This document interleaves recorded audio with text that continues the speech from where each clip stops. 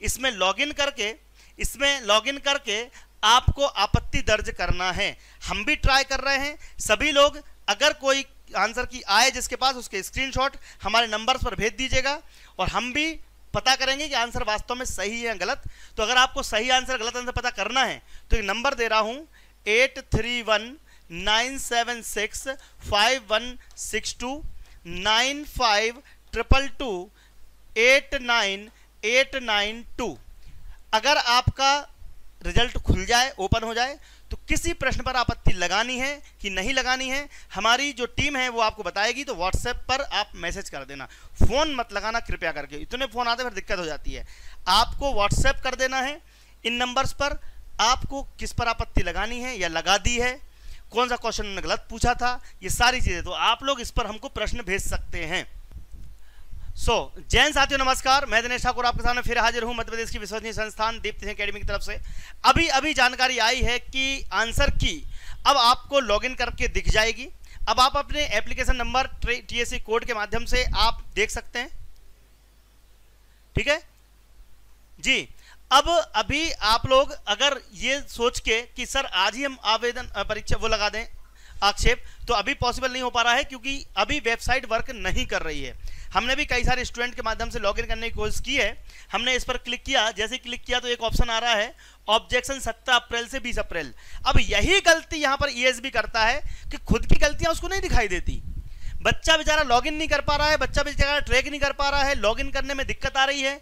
और ट्रैक करने के लिए अगर वो लॉगिन कर रहा है तो एप्लीकेशन नंबर आप देख सकते हैं, यहाँ पर एप्लीकेशन नंबर, टीएससी कोड और डेट ऑफ बर्थ, ये डालकर आप लोग क्या कर सकते हैं, देख सकते हैं आपकी आंसर की। अब आंसर की में क्या क्या होता है मैं आपको बता देता हूं। आंसर की अगर आप देखना चाहें तो उसमें क्या क्या होगा मैं आपको बता देता हूं, और वो आंसर की कैसी दिखेगी और आपको क्या करना है, कौन कौन से क्वेश्चन गलत माने हैं, कौन कौन से क्वेश्चन सही माने, तो आपको बता देता हूं। सबसे पहले हम बात करते हैं कि आंसर की में पहले तो आपका दिया होगा प्रश्न, ठीक है, प्रश्न दिया होगा, प्रश्न के बाद आपको क्या दिया होगा, उसका उत्तर में आपको ऑप्शन दिए होंगे ए, बी, सी या डी, जो भी होगा। अब होता क्या है कि जो ऑप्शन प्रश्न उत्तर लिखे हुए हैं इसमें ईएसबी जिस प्रश्न को सही मानता है, जिस प्रश्न को गलत मानता है, जिसको डिलीट करता है, उसके अलग अलग प्रकार से। तो अभी डिलीट वाला ऑप्शन नहीं दिखाई देगा। क्यों नहीं दिखाई देगा? क्योंकि अभी आप केवल आपने जो अटेम्प्ट किया है वो, ठीक है, एग्जाम्पल कि आपने ये वाला अटेम्प्ट किया है, ठीक है, वो उसका ग्रे कलर आता है, जी हाँ ग्रे कलर आता है, और जो सही माना है वो आपका हरा कलर आता है। कौन सा आता है आपका? ग्रीन, ठीक है, ग्रीन कलर आता है। इसके बाद, जी हाँ, इसके बाद क्या होगा कि आपको जैसे एग्जाम्पल कि क्वेश्चन नंबर 10 में आपको दिक्कत आ रही है कि सर मैंने तो सही किया था, ईएसबी ने गलत मान लिया। अगर मान लो कि पिछले बार ने कितनी घटिया क्वेश्चन गलत किया था। मध्य प्रदेश की राजधानी मान लो भोपाल है, सबको मालूम है, और यहाँ पर उन्होंने जबलपुर को सही मान लिया, ये जबलपुर को सही मान लिया, तो आपको क्या करना पड़ेगा भैया? इस पर आपत्ति लगाना पड़ेगी, नहीं लगाना पड़ेगी। तो ऐसे ही नीचे एक ऑप्शन रहता है ऑब्जेक्शन का, कि आपको ऑब्जेक्शन लेना है हर प्रश्न के नीचे। अब यहाँ पर 2-3 कंडीशंस आती हैं, उनको ध्यान से समझना, सभी माताएं बहनें ध्यान से समझना कि सपोज आपको जब भी ऑब्जेक्शन लेने की बारी आए तो आप ऑब्जेक्शन ध्यान से लेना कि वास्तव में लेना है कि नहीं। जबरदस्ती ऑब्जेक्शन मत लेना, क्योंकि अगर किसी एक व्यक्ति ने ऑब्जेक्शन ले लिया है तो फिर दूसरा बच्चा ऑब्जेक्शन नहीं ले सकता, ठीक है। एक बार किसी ने ऑब्जेक्शन ले लिया तो दोबारा ऑब्जेक्शन लेने में दिक्कत आती है। इसीलिए ऑब्जेक्शन लेते समय, आपत्ति लगाते समय ध्यान रखना है कि प्रश्न पर आपत्ति आप सही लगाना। जब आप आपत्ति लगा दोगे तो आपत्ति लगाने के बाद 3 दिन का समय है इनके पास।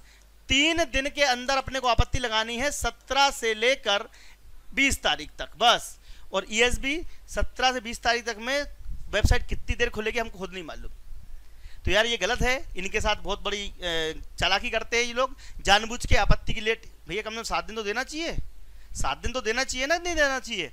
तो यहाँ पर ऑब्जेक्शन आपत्ति लगाने का जो ऑप्शन है वो जैसे ही आपत्ति लगाओगे फिर आपके 10-15 दिन बाद 20 दिन बाद जब फाइनल आंसर की जारी होगी तो फाइनल आंसर की में आपका एक येलो सेक्शन होता है और एक रेड सेक्शन होता है।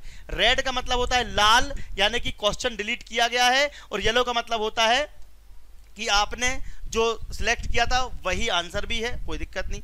यानी कि आपके 3-4 कलर में आपकी आंसर की आएगी।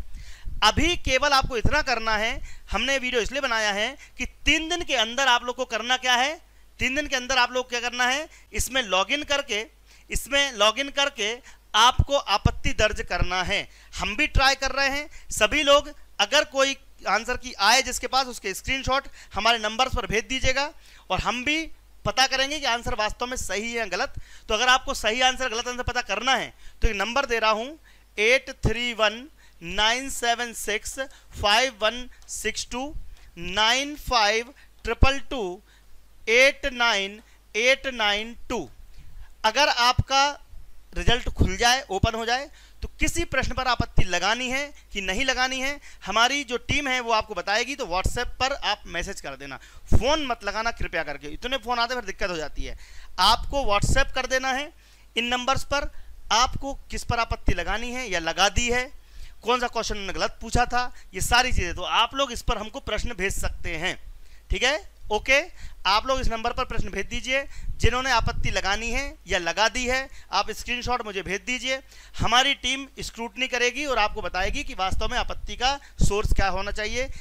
और देखो, आपत्ति लगाते समय एनसीईआरटी की किताबें, गवर्नमेंट अप्रूव्ड बुक्स का ही रेफरेंस देना, ठीक है। किसी भी कोचिंग संस्थान की बुक का रेफरेंस नहीं माना जाता है, ध्यान रखिएगा।